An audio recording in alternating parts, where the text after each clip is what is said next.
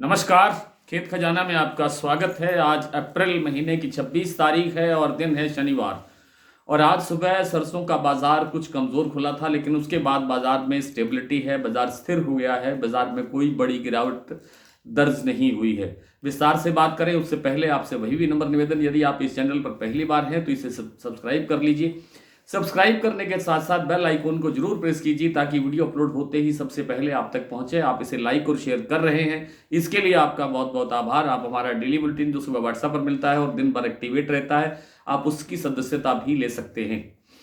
सरसों का बाजार थोड़ा सा कमजोर खुला, 50 रुपए के आसपास प्लांटों और मंडियों के अंदर गिरावट दर्ज हुई। चरखी दादरी दिल्ली लाइन पर बाजार 25 रुपए कमजोर हुआ, जबकि भरतपुर मंडी का भाव 50 से 60 रुपए कमजोर हुआ। इसी तरह से जो सलोनी और आपका गोइलकोटा और दूसरे प्लांट हैं, वंस एडिबल सीतापुर का प्लांट छोड़ करके, जहां 6,000 रुपये का भाव स्टेबल है, बाकी प्लांटों के अंदर 50 रुपये की गिरावट दर्ज हुई है। ये किस तरह से हुई, क्यों हुई?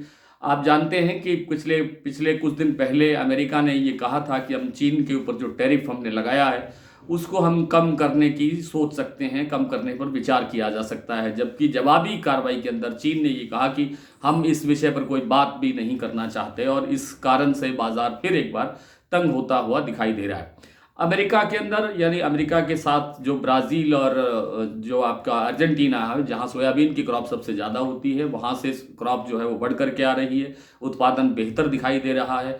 अमेरिका का जो सोया तेल का स्टॉक है वो बढ़ रहा है, जिस कारण से सोया तेल में फिर दबाव बनना शुरू हो गया है, सोयाबीन में भी दबाव बनना शुरू हो गया है। यही कारण है कि वैश्विक तेलों के अंदर जो गिरावट आई, केएलसी में गिरावट आई हल्की सी, और शिकागो में भी थोड़ी सी तेजी आने के बाद फिर रुकावट आई। उसके कारण से ही घरेलू तेल की जो डिमांड है वो कम हो गई है। तापमान काफ़ी ऊंचा चल रहा है देश में, इसलिए भी जो खाद्य तेलों की मांग है वो कम है, और इस खाद्य तेलों की मांग का कम होने के कारण ही जो प्लांटों की जो खरीद होती है सरसों की, सोयाबीन की, वो घट जाती है।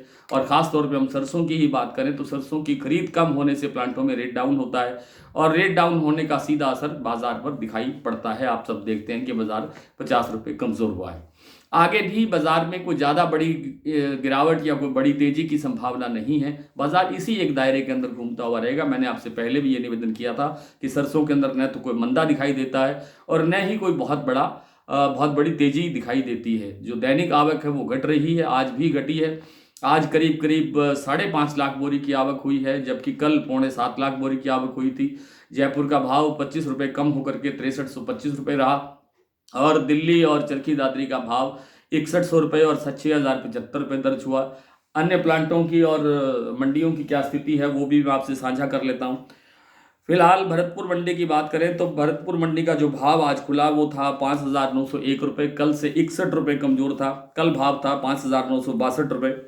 दिल्ली 6,100 रुपये, चरखी दादरी 6,075 रुपये, अलवर 6,000 रुपये, बरवाला 5,725 रुपये, हिसार 5,900 रुपये, मुरैना 6,050 रुपये, ग्वालियर 6,000, कैथल मंडी 5,900, टोंक मंडी 5,980, निवई 6,000, सिवानी मंडी 5,950, नड़बई 5,901, खैरथल 5,900, सुमेरपुर 6,070। और जो आपका प्लांट की बात करें तो शारदा प्लांट में और बीपी आगरा का भाव 6600 रुपये पर स्टेबल है।